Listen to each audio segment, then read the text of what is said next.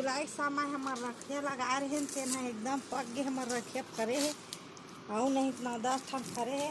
अगर कोई रखे बड़ी बनाए बर है तो हमार से हमार नंबर ला ले लूँ और कॉल करूँ तो हम झट ले रखिया भेजवाबो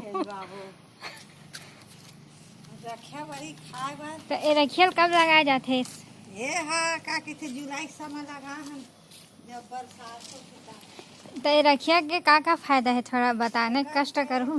रखिया बड़ी रखिया पार के मिठाई भी बनाए जाते जेन मन लगे तेन बना। तो एक बात समझ नहीं आते और रहन के सब पेड़ मन सुखा गए है। अरे तब जैसे जैसे फर जाते तब सूख जाते। अब ये रहन के सब पेड़ हरियर हरियर दिखत है तो अभी और फरे की संभावना है। अभी बीच में शीतकालीन में उखड़ जी तो ये अभी आबो लेके बा रखिया तो बाद में कब आबो रखे लेके बा ये लाते हैं आ जावे मांग में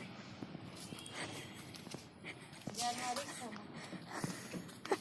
तो उस समय तक बड़ी बड़ी बनाए जाते का? तब अभी ये भर में नहीं बना मांग में नहीं बनाए मांग वाली कीड़ा पड़ी।